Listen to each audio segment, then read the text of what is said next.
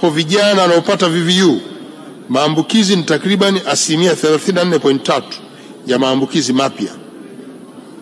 Nitoe rai kwa Watanzania wote kuendelea kuchukua tahadhari kwa kuwa ukimwi bado ni tishio kama takwimu zinavyoonyesha. Mheshimiwa Naibu Spika, katika mwaka wa fedha 2025/26 serikali itaendelea kuratibu shughuli za ukimwi kwa kutoa huduma endelevu na stahimilivu kwa waviu, kuimarisha mfuko wa udhamini wa ukimwi ili uweze kufanikisha malengo ya nchi katika kutokomeza ukimwi ifikapo mwaka 2030. Lakini pia tutaweka msukumo katika kupunguza maambukizi ya VVU kutoka kwa mama kwenda kwa mtoto.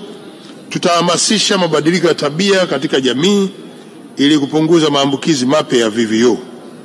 Sambamba na hayo, serikali inatambua mabadiliko ya kisera kutoka kwa baadhi ya washirika wetu wa muda mrefu wa masuala ya ukimwi. Kufuatia mabadiliko hayo, serikali inachukua hatua madhubuti kwa kushirikiana na sekta binafsi katika kuimarisha uwekezaji kwenye eneo la utoaji huduma kwa waviu. Lakini pia hatua hizo zenye lengo la kuwezesha taifa letu kujitegemea zitaendelea kuchukuliwa pia katika maeneo mengine. Niwahakikishie Watanzania wote kuwa serikali itaendelea kuhakikisha huduma zinazohusiana na masuala ya ukimwi zinaendelea kupatikana na kwa hakuna Mtanzania ambaye hata mmoja atakayeweza kukosa huduma hiyo. Huduma kwa makundi maalum.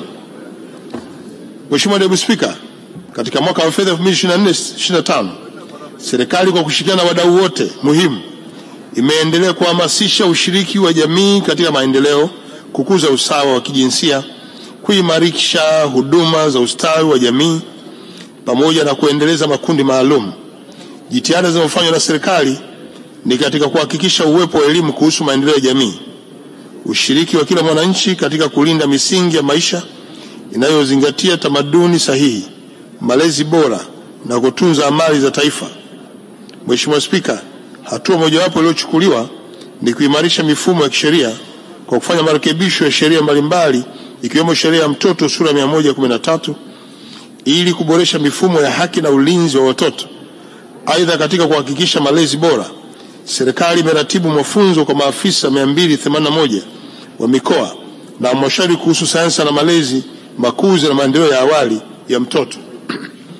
Mheshimiwa Spika, katika mwaka 2025/26 serikali itaendelea kuimarisha ushirikiano wa mashirika yasiyo ya kiserikali, kuimarisha ulinzi wa mtoto na makundi maalum, utoaji wa huduma za afya kwa wazee, utoaji wa huduma za ustawi wa jamii.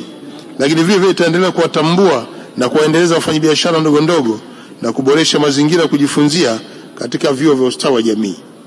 Maelezo muhimu kwenye idara hii ya huduma za makundi maalum, usalama wa watoto, uratibu na makundi maalum na ushirika sio ya kiserikali tumeyaweka kwenye aya 175 na 178 kwenye hotuba yangu. Vile vile tumeweka kwenye vishikwambi.